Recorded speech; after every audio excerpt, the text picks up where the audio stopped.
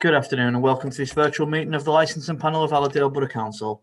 My name is Lee, I'm Democratic Services Officer. For the purposes of this meeting, I'm also the host. Just apologies for the slight delay in this meeting today. We've just had some technical issues. I won't have any control of the meeting and the meeting will not begin until instructed by the chair. The meeting is live streamed on YouTube and a recording will be made available afterwards. Everyone is indicating their attending is now here and we'll start with some introductions. Councillor Granger. Councillor Malcolm Granger. Thank you. Councillor Kirkbride. Councillor Adrian Kirkbride, good afternoon. Councillor Smith. Good afternoon, Councillor Alan Smith. And now we'll move on to the officers. Jill Morgan. Good afternoon, Jill Morgan, Legal and Licensing Manager. And Deborah Fletcher. Good afternoon, Deborah Fletcher, Licensing and Compliance Officer. Thank you. We also have some speakers who you'll be introduced to later on in the meeting. So thanks everyone for your introductions, and what we'll do is we'll move straight on to the agenda, starting at item 1, the election of chair. Councillors, can we have a nomination for the election of chair, please? Thank you, Lee. I'd like to nominate Councillor Adrian Kirkbride to chair the meeting, please. Thank you. I would give me great pleasure to second that motion. Thank you very much, Councillor. Okay, so all in agreement then, I'll hand you over to the chair for this afternoon's meeting, which will be Councillor Kirkbride. He'll take you from item 2. Thank you. Good afternoon, everybody. My name is Adrian Kirkbride, chairing the meeting today for the licensing application. And yeah, so if you just want to go at start number 2, Chair, we'll work through the agenda. Yeah, the Chair will ask the author of the report or the substitute to outline the proposal and the background of the case. Their role will be to provide factual information to the panel. Yeah, just before we do that, Chair, can we just need to go through the apologies for absence. Yeah, I'll do that. Any apologies for any apologies? We don't, Chair, no, we're okay today, thank you. Thank you. Let's do that again, yeah? Yeah, and there'll be declarations of interest. Yeah. Well, any declaration of interest so far? Nothing? No, and we haven't received any questions, Chair. Yeah, no problem at all. So, yeah, on to the report now. Yeah.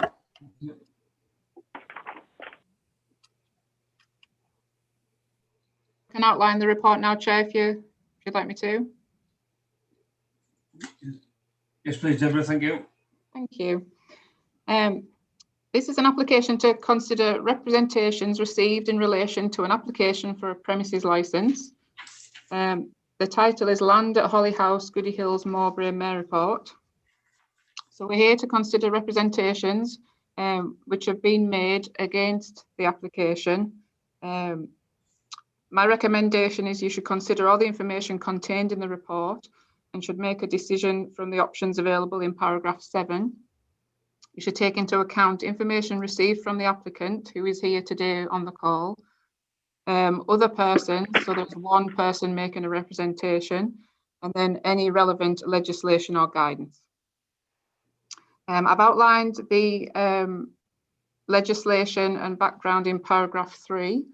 So we're working with the Licensing Act 2003 today, and the representations were received. A representation was received against the application and must be considered in line with section 18.3 of that Act.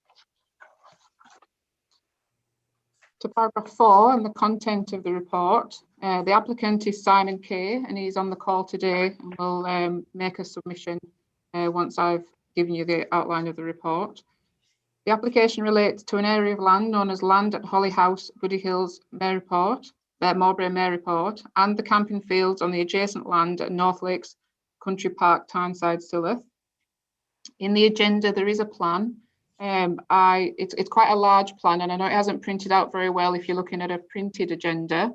If you want that plan on screen at any time during the meeting, just let us know and we'll share our screen and get that onto so you can see it better.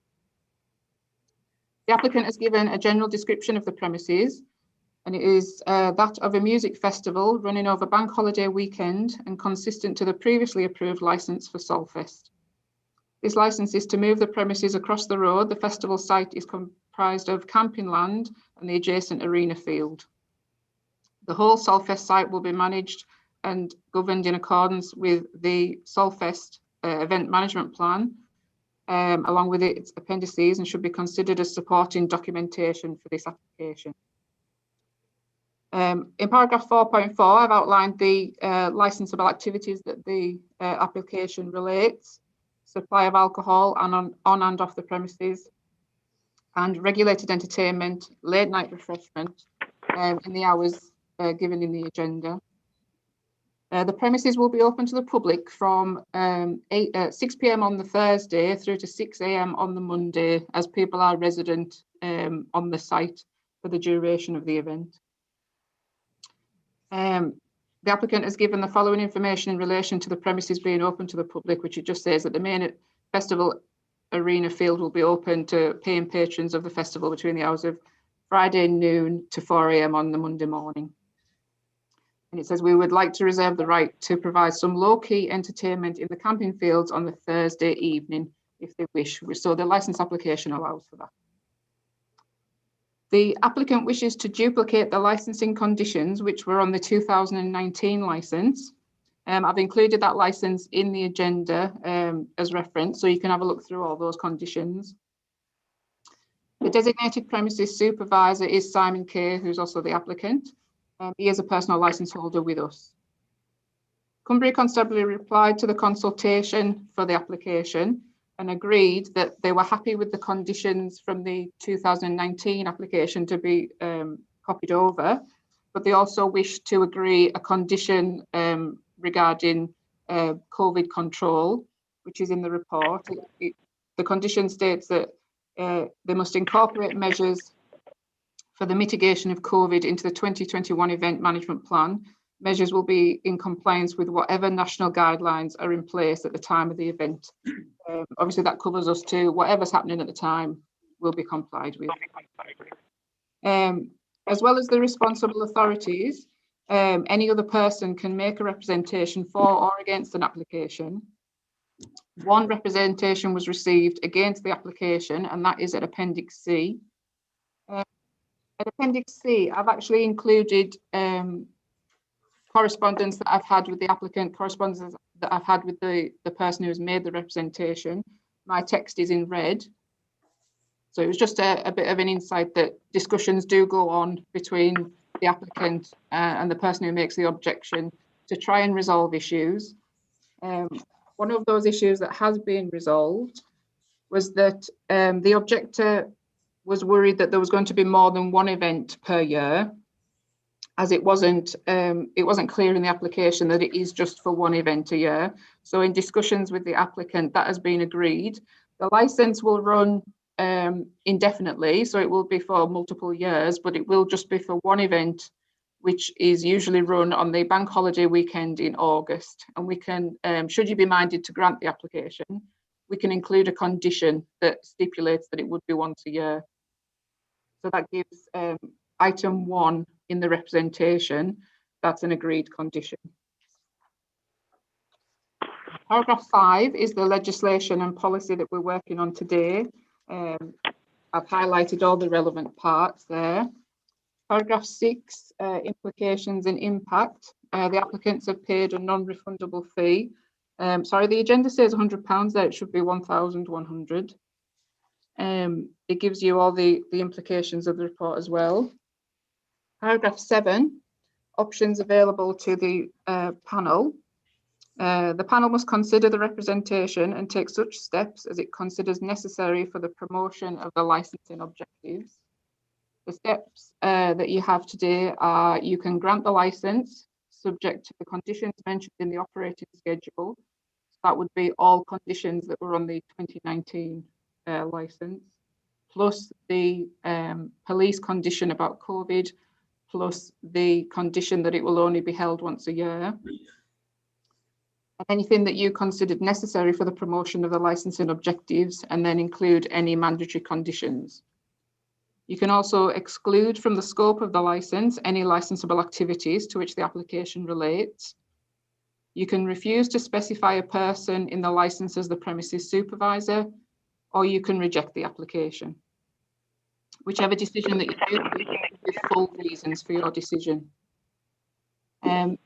Everybody that is part of the hearing has a right of appeal, and that is for or against the decision. They have 21 days to make that appeal from receiving written notification of the decision once it's made. That's my report, Chair. If there's any questions for me at this point, I'll take those now.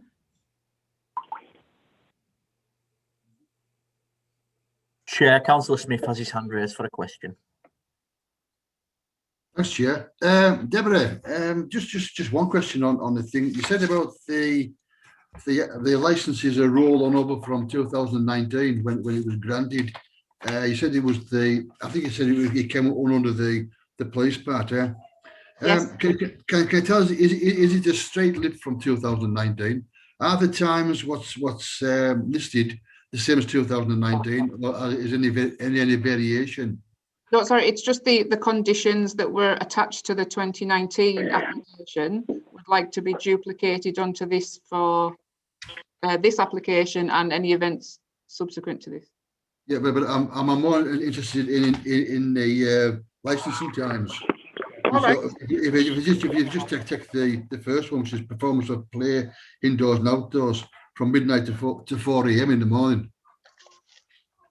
Maybe the applicant can help with this one very quickly, if you can. I'll leave it until the applicant made his statement and is spoken. That's okay. Yeah, I can certainly double check that while we're hearing from the applicant, or if the applicant wants to cover it during his submission. Thanks, Deborah. Thank you. Thanks, Chair. More questions? Councillor Granger, are you okay for questions at the moment? Councillor Granger, you're on mute.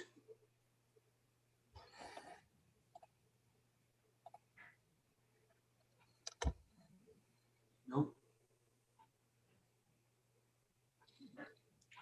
Check that as no. Yeah, we can always come back if needed. Malcolm's here. Hello. Any questions, Malcolm? Yes. Deborah, the bit that confuses me is that all the things that they agreed on, and you get your representations later, it just seems though nobody's taken any notes of what we asked for last time. I think that's probably more a question for the applicant to address. He has had sight of the objection, and he has a response to give to those points. So we can discuss that with the applicant. That's grand. Thank you. Any more questions? No, that's grand, Adrian. Thank you. Yeah, thank you. Chair, would you like me to introduce the applicant? Yes, please. Okay, members. So we've got the applicant on the meeting. It's Simon Kay, and yeah, he's going to provide his representations and then take any questions through the chair. So over to you, Simon. Okay, thank you, Lee, and good afternoon, ladies and gentlemen. I'm sure by now everybody is familiar with Solfest. It started 18 years ago now, and I've been quite heavily involved in it right from the very start, including being the licensee and DPS on numerous occasions. After a couple of sort of quite difficult years, my company, Concentric Event Design, was brought in about 3 years ago to try and get things back on track and try and work much more in line with police guidance, with environmental health, with yourselves at the council and all the other licensing authorities. And I think to a large extent we've been very successful in doing that. Certainly communications during our 2019 event between myself and Deborah, for example, were better than they've ever been, with a steady flow of communication in both directions throughout the entire weekend, which worked brilliantly because it allowed members of the public to be able to contact the festival via licensing, and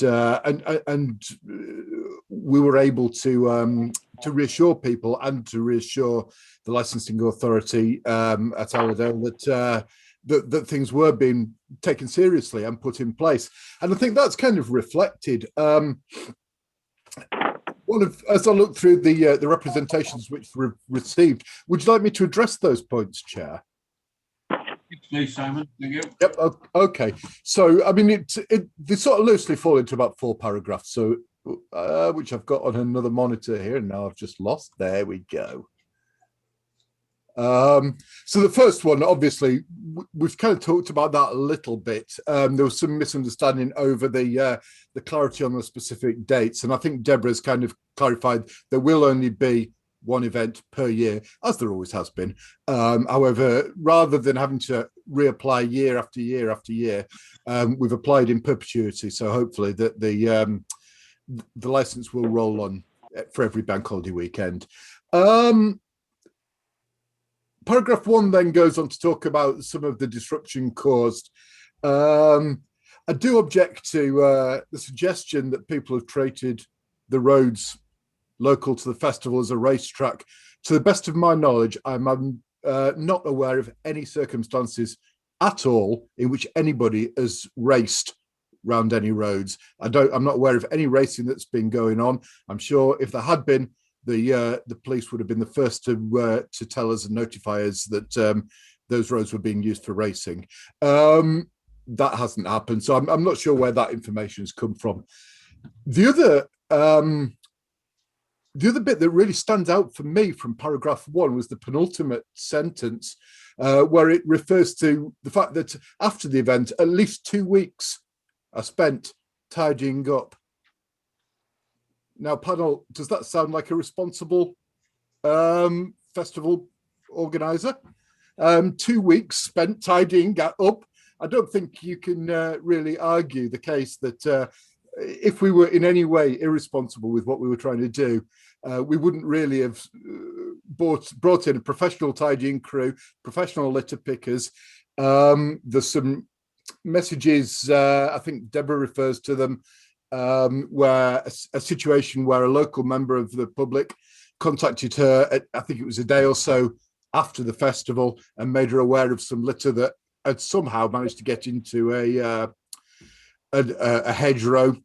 Deborah emailed me, and within an hour I had a litter picking team going out and collecting that litter. Now, to my mind, that was a job well done. That was good communication between the public, the licensing officer, ourselves, and our litter picking team. So basically, in the space of about, probably give or take 2 hours from that initial contact made to Deborah, the litter had been picked up. It's unfortunate that litter was ending up in the hedgerows in the first place. And in an ideal world, we would try to prevent that happening. But it's kind of inevitable when you get large gatherings of people, things like this will occur. The best we can hope to do, I believe, is to try and mitigate that. And that's what we did. Moving on to paragraph 2, which is refers to, again, to sort of traffic and things like that. All I can really say about that is that our traffic management plan has been assessed. It's been negotiated with the Highways Department. It's been assessed by them, and they're happy with it. I've also spoken to Police Sergeant Andy Miller at Cumbria Police, and he's happy with it. There was a number of issues prior to the event last year, where I'm very sorry to say quite a lot of our temporary signage went missing. We believe, and have strong evidence to back this up, that it was sabotaged by one or other disgruntled local resident. It's very unfortunate that that happened, but for 2 or 3 days prior to the 2019 event, we woke up in the mornings to discover that our temporary signage had been removed from where it had been positioned. In every single case, without exception, we went straight back out and replaced it.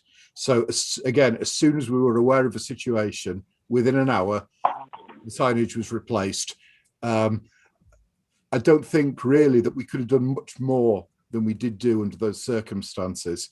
I did make Deborah aware of the fact at the time that we believed our signage had been removed, and sent us some photos of a bonfire, which had been lit in an adjacent field. Paragraph 3 of the representation refers to the sound levels, I think, doesn't it? Let me just check. Yeah, sorry, noise. Yeah. There's some talk about noise there. We work very, very closely with environmental health with David Copeland, isn't it? Who I know was on site quite a bit because I met him on numerous occasions on site as he was wandering around with his sound level monitor and things like that. And the feedback that we received was that, let me just read the quote out. At no point during the course of the weekend did the sound on site, this is actually on site, not at the perimeter, but on site, exceed 68 decibels. Now that's well within the restricted requirements for an event of our size. And I should again stress that that's on site. So that's sound readings which were taken next to speaker stacks and things like that. Whereas the actual requirements are that we'd monitor sound at the perimeter of the site and at 2 or 3 local houses. So as you can imagine, if it was within requirements of 68 decibels on site, then it was much, much lower than that at the points where it needed to be monitored. Again, environmental health had no problem at all with that.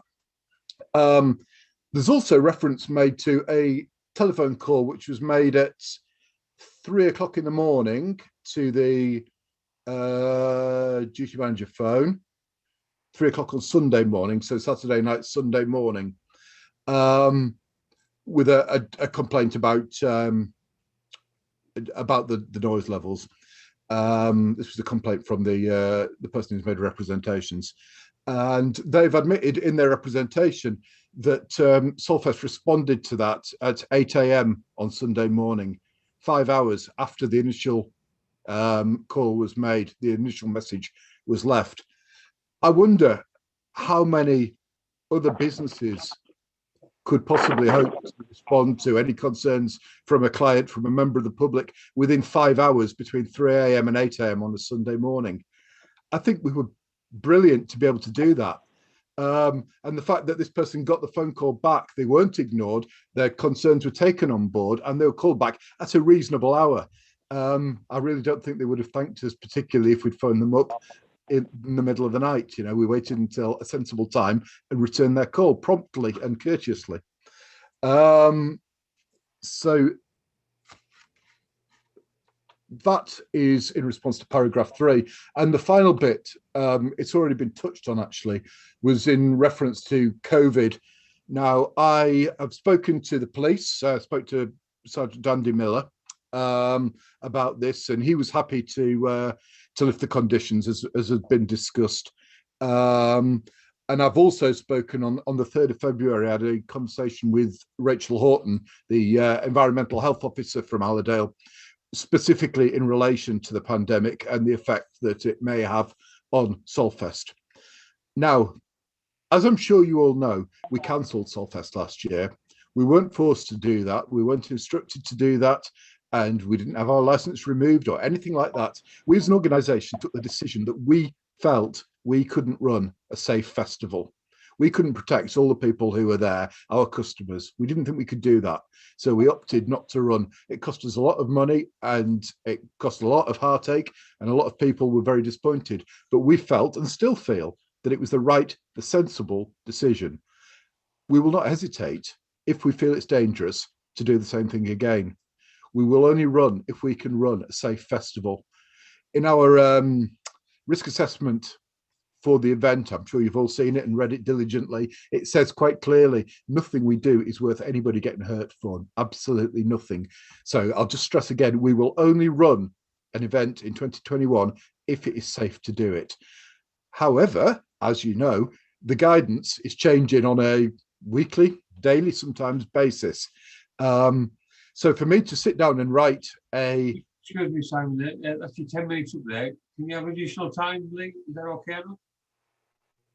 Yeah, that's absolutely fine, as long as we get all the matters discussed. Okay. Sorry about that, thank you. No, sorry, I got carried away. I'll try and wind you up very, very quickly, but I do want to to address Councillor Smith's point as well, just before I finish.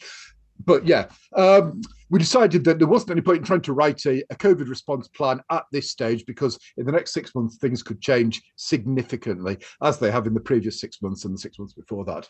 So working with Rachel Horton, EHO from Allerdale, we've decided to meet up probably July time and do a best guess of what the situation is going to be like at the end of August Bank Holiday weekend. We will use that as the basis, working in partnership with the powers that be, the people that know Allerdale, to create a specific COVID response plan.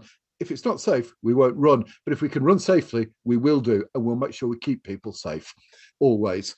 So those are my responses to the representation.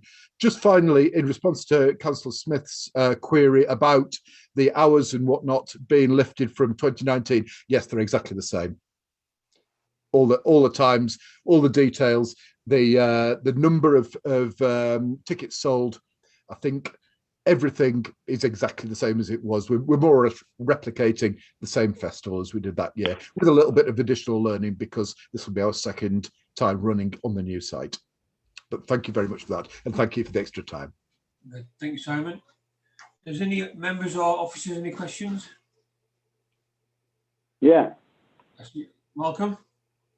Well, I don't like his wording for the disgruntled local.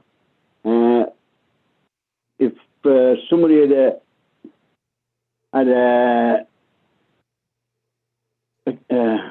issue in the field not far from me that created a lot of noise, I think I'd be disgruntled as well, sir, because all the things we asked for, and you agreed 2 years ago what you were going to do and how you were going to do it, has been, look at all these 3-4 issues, you haven't taken a lot of notice of what we've asked you for, sir. With respect, Councillor, I would disagree. We've had numerous conversations with the people who made representations in 2019, and they have been very, very supportive and continue to remain very supportive. My understanding is that the local resident who's made representations on this occasion is not somebody who's ever been in touch with us before. Perhaps Deborah can back that up. Yes, Chair, I can confirm that the objector to this application did not object to the last application that went through the licensing panel, and vice versa. The people who objected to the last application have not objected to this application. It's Good on, Deborah, thank you. And Mr. K, on your premises license on 10, 11 and 12, it's all about bar staff being trained, security staff being briefed, and a zero tolerance on drugs policy. Now, I know 2 people that were at the last Solfest, and there was a lot of young individuals under the influence of alcohol. I know that for a fact, sir. And there was drugs being taken. I know that for a fact as well, sir. So can you comment on that, please? Well, without knowing the specifics, it's difficult to comment on individual cases.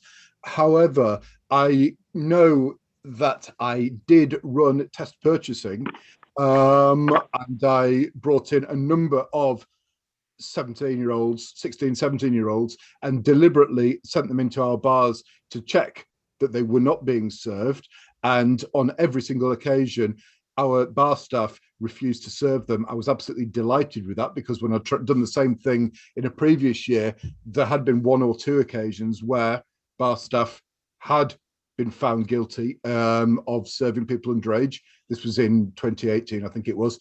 On each of those occasions, the bar staff were dismissed immediately, I should stress, and told not to work again. But in 2019, on each of the 3 days that we were running, the Friday, the Saturday and the Sunday, I had at least 4, sometimes more, test purchase attempts in each of the licensed premises on site, and in every single case, those people were not served. And I was delighted with that. I would hope that every licensed premises could boast as good a result as that. Thanks, Simon. Thank you. Councillor Smith? Yeah, thanks, Chair. Mr. Kerr, we can only ask questions of the papers what's put in front of us. Yeah. And that's why we're here to sort these questions and answers out. Going back to the complaints on, I think, well, on paragraph 2 regarding the out of hours number. It does see in there that when I attempted to complain about the noise levels at 3 a.m. on Sunday morning, the 24-hour telephone line in Surface went straight to voicemail. Now, if you're going to issue instructions that the 24-hour telephone is available, that should be adhered to. And if it is going to answer phone, that 24 hours isn't much use to the residents in that area. Yeah, I agree, and I hear what you're saying. However, if I could just explain how that situation perhaps could have come about. The way Solfest operates is we operate a duty manager system. It's outlined in the event management plan. So at any given time, 24 hours a day, from the start on the Thursday right through till sort of Monday afternoon, there is one specified person who has overall responsibility for the safe running of the festival, not the licensing thing, but everything. They work with the DPS. That person would be the duty manager. They carry with them the duty manager's phone and the risk assessments, copy of the license, various other documents, things like that. Part of their job is not to sit in an office, it's actually to be out there and to do circuits around the site for the duration of their shift, going from one venue to the next, checking that everything's all right, checking that noises aren't getting too loud, things like that. They're out and about, basically, dealing with people. They will have their phone in their pocket. It's therefore inevitable that at some points during the course of their shift, they will be in places where they'll not hear the phone, or they might be dealing with an incident. They could be dealing with something on site. And I suspect that is what will have happened. We do have a answer phone set up for precisely that reason, so that anybody who calls the phone can leave a message with their number, and we will get back to them at a sensible time. As I mentioned earlier, I don't think anybody would really thank us for returning a call at 3 o'clock in the morning or 4 o'clock in the morning. So what's happened in this case is the number will have been taken, the message listened to, the number taken, it will have been handed over, and as soon as we get to a reasonable time of day for making a phone call, 8 a.m., that phone call has been returned. Would it be possible then to have a different line for your answer phone, rather than having it with the site manager, maybe somebody else with a mobile phone number who would be available? There must be people who aren't wondering about missing telephone calls. Now, if somebody phones you at 3 o'clock, they are up because of the noise. So they would like maybe answer that call at 3 o'clock rather than at 8 o'clock. We could certainly do that, yes. I mean, in the past, we've always preferred to opt for a single point of contact, a single telephone number for everybody. However, if the panel feels that would be helpful in terms of providing a better level of service, then we're all ears, we can certainly consider that. It's only a suggestion, Mr. Kerr, just as an outsider looking into it. The other question was regarding the temporary signage, which you said went missing, and the one-way system didn't work, and there was complaints regarding that. Is it possible then to make sure that you have maybe one of your stewards is out there maybe once half an hour every hour, making sure everything's right? And then if the signage does go out, that at least someone's out there with the high-vis jacket on, making sure everything's okay. We do that. I mean, that right? And that's how we knew that it was going missing, and we're able to replace it very quickly. The situation with the one-way system, if you remember from 2019, was it was a voluntary one-way system. It wasn't. We didn't apply for road closure or anything like that. So obviously we can't enforce it. It was a recommended thing. What we did do, though, and we made this very, very clear right from the start, was that if any local residents wished to travel in either direction, we would always give them priority. And there were a number of occasions where we did just that. If a member of the local resident was wanting to travel in the opposite direction, we would stop festival traffic to allow them to go through. Our aim is to cause as little disruption to local residents as possible, and there's numerous evidence of us actually standing by that and doing that. Thank you, Mr. Chair. That's very much. Thank you. Thank you, Chair. Thank you, Councillor Smith. Have we got any other parties to make representations, or did you mention there's any objections? Is anybody speaking? Can I ask another question, Adrian? Yes, Councillor Grady, go on. At what time, Mr. K, does the music cease? What time do you knock the music off at night? It varies depending on the volume. So the main stage would usually finish. I'm not sure exactly what the scheduling is for this year. I must admit, I haven't been privy to that yet. We're still in a position where we're booking bands and the lineup's been arranged. But normally the main stage, which is the loudest PA system, would finish in the region of midnight. Dance tent, which is a bit quieter and situated further away from any local residents, and is in a dip, so is more shielded, would finish a bit later than that. And we would normally keep acoustic music, non-amplified music, running all night, 24 hours. However, I can only stress again that last year, 2019, we did have David Copeland from Environmental Health on site.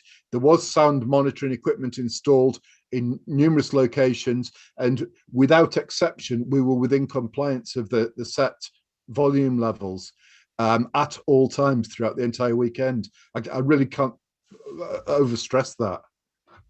Well, no, I'm just trying to bring you to the point where paragraph 3 on the third line down, it says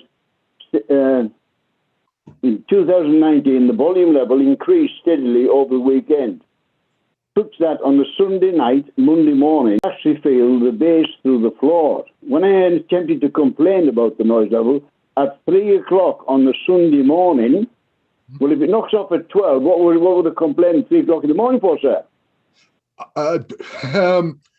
Quite frankly, I have no idea. I do object to that assertion, though, and I've got the evidence to back it up. I don't have it quite to hand, but I could find it easy enough. Where it says, second sentence, in 2019, the volume level increased steadily over the weekend. That is not true.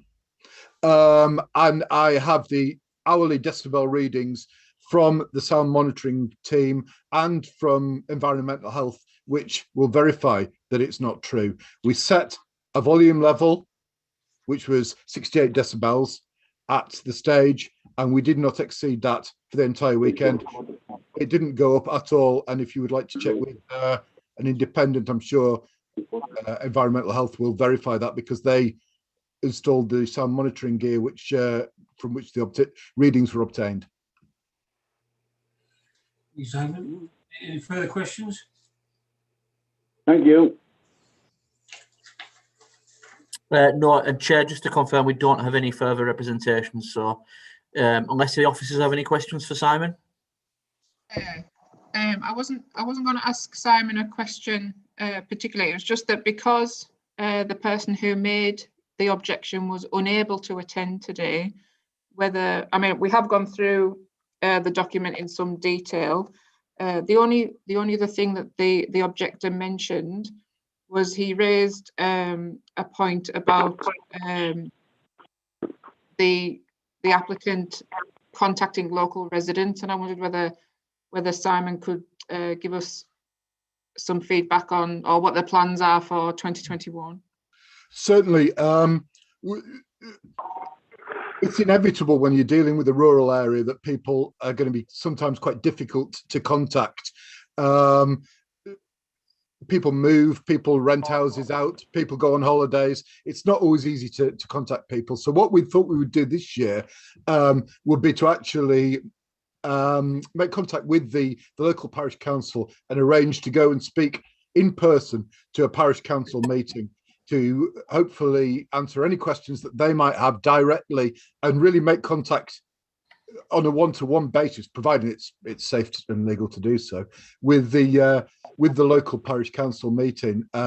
We felt that would be a really positive step. We've made some tentative inquiries about doing that, and it seems to have been met with a general positive response from the local community. So I think it could be a really good way forward, and hopefully then any information which we do disperse to the parish council meeting can be further disseminated within the local community. Yeah. I should stress nobody's asked us to do that. This is entirely up our own bat, if you like. Chair, if I can just make one more comment.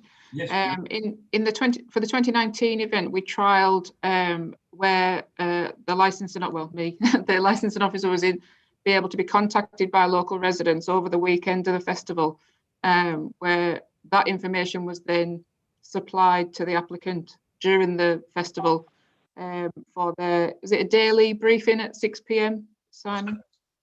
Yeah, so all information was fed to the applicant before 6 p.m. each day, so that could then be fed into the the organisation, and any problems could be resolved at the weekend rather than collating that information once the event had finished. We trialled having that service over the weekend.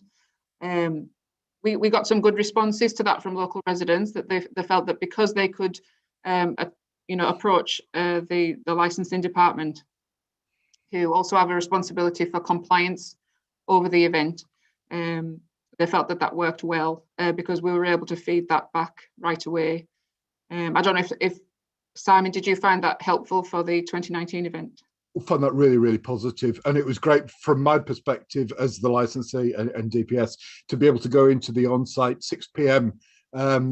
Site meetings as we're heading into the evening with the latest updates from the local community about all manner of things. In a lot of cases, certainly towards the end of the event, I was filled with praise and saying, look, we've done really well on sound monitoring, we've kept really well below the limits. Well done.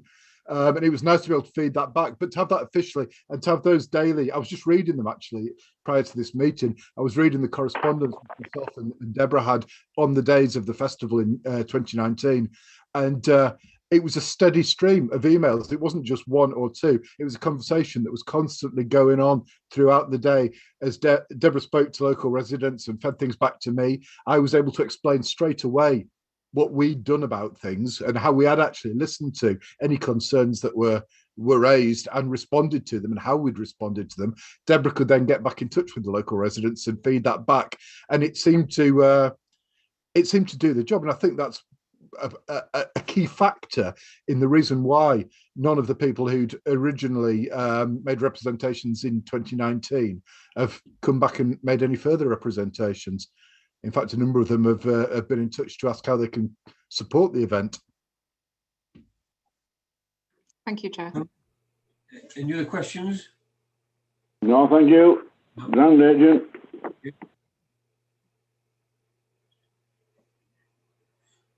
Right, Simon, we're now going to withdraw, and you'll be placed in a room waiting for us to discuss things. Then we'll call you back in and give you a decision.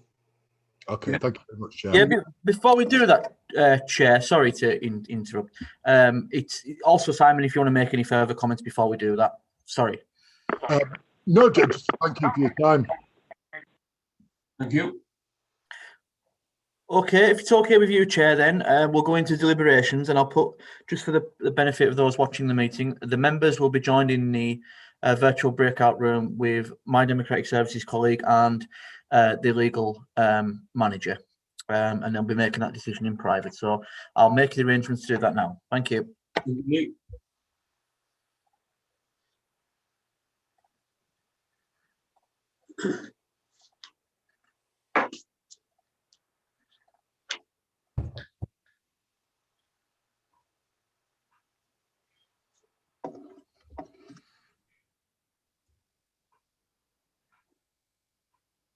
So for everyone else in the meeting, we'll be going to an adjournment if we can just keep ourselves on mute.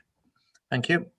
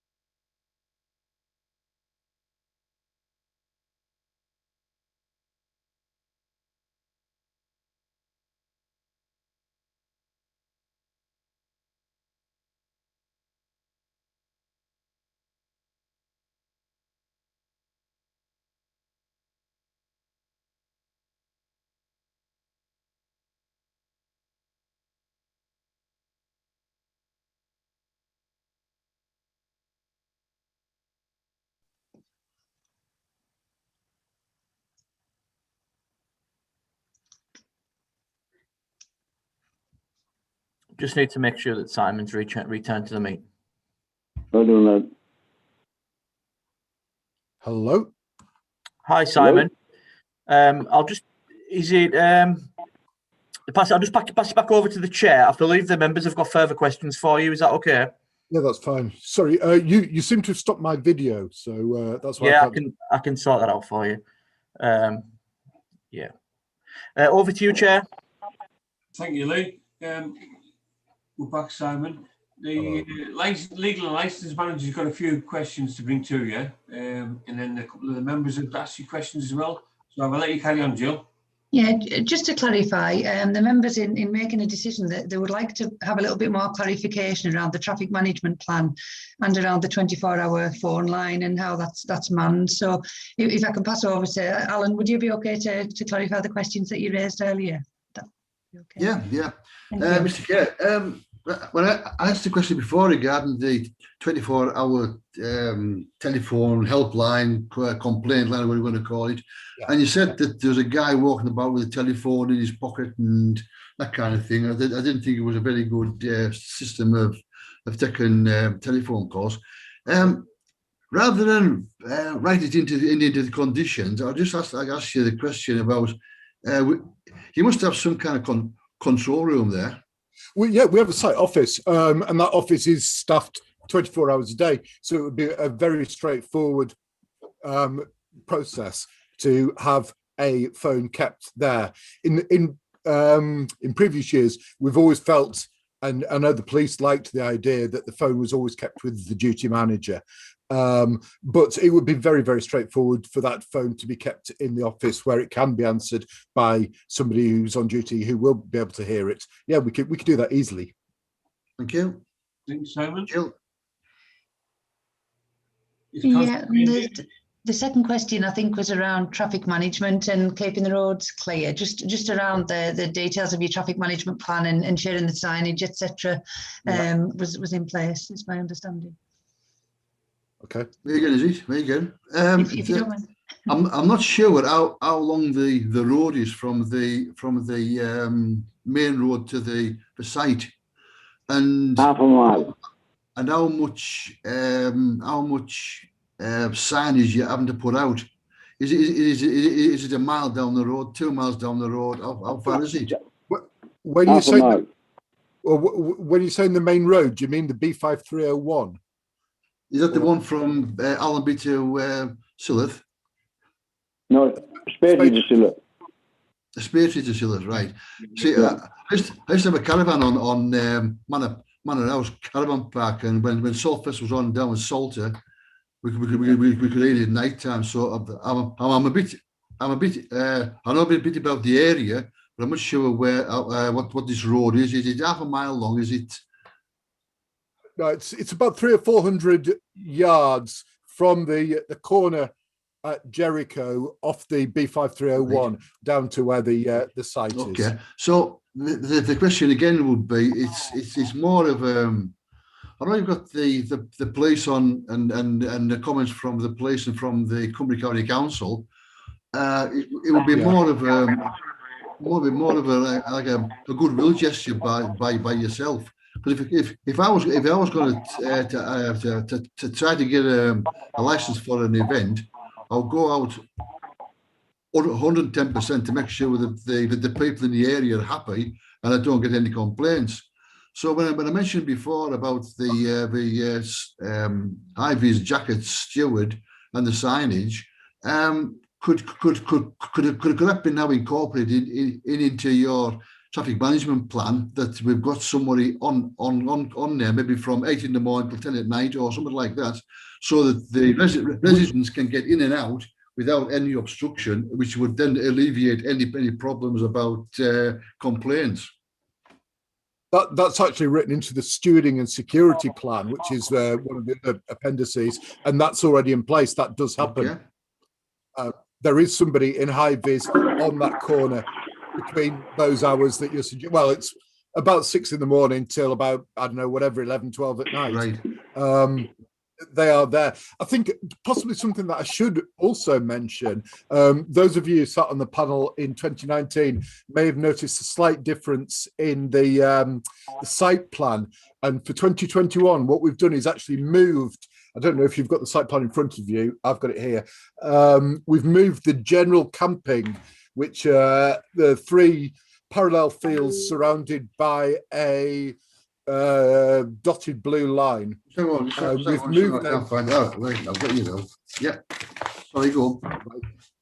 The 3 parallel fields surrounded by a serrated dotted blue line with camping written in them. We've actually moved those to the same side of the road this year, for 2021, as the rest of the festival. In 2019, they were actually situated on the opposite side of Jericho Lane. Oh, there we go. We've got it. Ah, right. Now you've got an older version of the site plan. You've got version 1. But actually, that's. Let me just scroll down a little bit.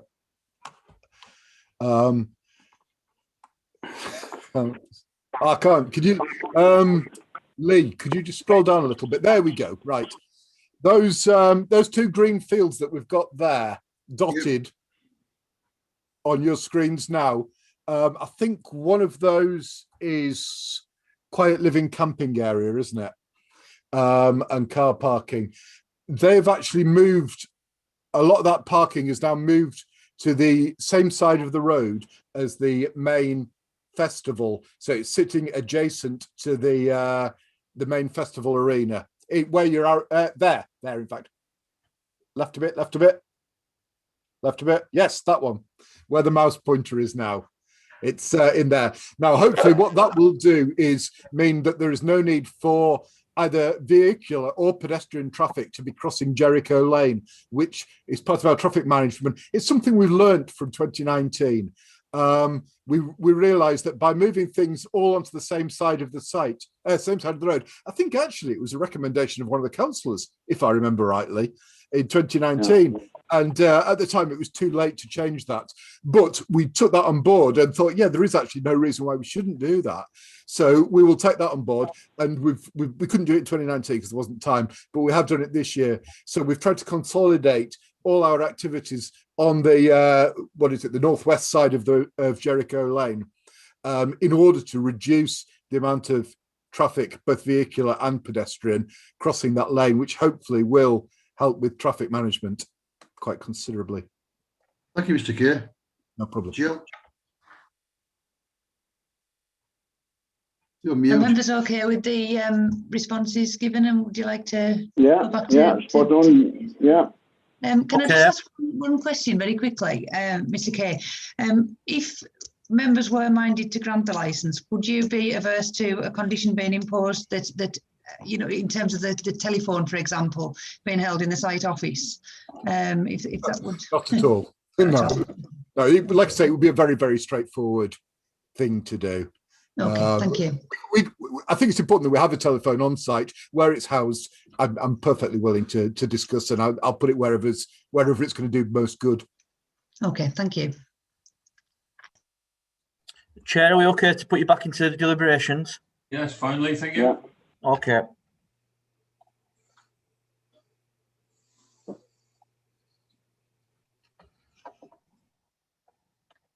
Yeah, for everyone else, just as before, we'll go into an adjournment. Thank you. I'm afraid I'm going to have to leave. I need to collect my children from school. Okay, Simon. The decision will be read out following the deliberation, so you can catch up on YouTube. And I will be watching it on YouTube. I just won't be able to contribute because I'll be driving. Right, no problem. And my colleague in licensing will be in touch if with the decision as well. Okay, that's fantastic. Thank you very much, everybody. Cheers. Thank you. Bye.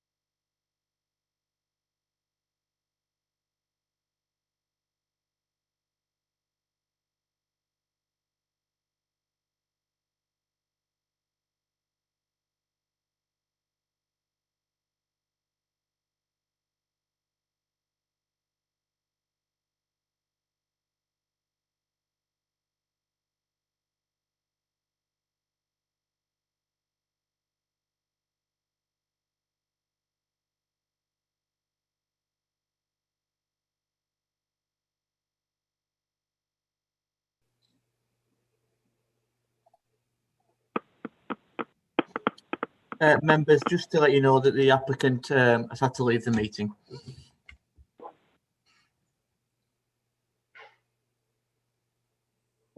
Chair, we're all back in the meeting.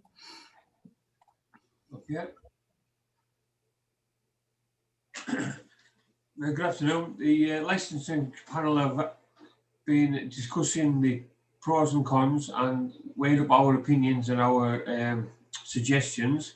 We came up with a decision to grant the license on the conditions, and Jill Morgan, the legal and licensing manager, is going to go over it now. Thank you. Thank you, Chair. In making its decision, the panel had regard to the 4 licensing objectives under the Licensing Act 2003, in particular public safety, the prevention of crime and disorder, and the prevention of public nuisance. The panel also took into account the relevant representations received from the applicant and the information set out in the report by the Licensing and Compliance Officer. In addition, the panel took into account the additional condition requested and agreed with the police in respect of the COVID-19 mitigation. The panel also had regard to the advice provided by the legal officer. The panel has considered the Secretary of State's guidance under Section 182 of the Licensing Act 2003, the Council's licensing policy and human rights. The panel sought to balance the interests of the residents and the licence holder. The panel considered the residents' representation in full. The panel noted that Environmental Health agreed that the conditions were sufficient to promote the licensing objectives as outlined. The panel also noted that an additional condition had been agreed with the police in respect of COVID-19 mitigation, as outlined in paragraph 4.9 of the officer's report. The panel did have some concerns about the 24-hour helpline, which was made available to the public at the 2019 event, as it was reported that this was not always available. The panel considered the options available to it, which were A, to grant the licence subject to the conditions mentioned in the operating schedule, modified to such extent as the authority considers necessary for the promotion of the licensing objectives and any mandatory condition. B, to exclude a licensable activity from the scope of the licence. C, to refuse to specify a person in the licence as the designated premises supervisor. And D, to reject the application. The panel felt that it was reasonable and proportionate to grant the licence subject to the conditions as presented in the operating schedule, the additional police condition agreed in respect of COVID-19 mitigation, and any mandatory condition which must be included in the licence.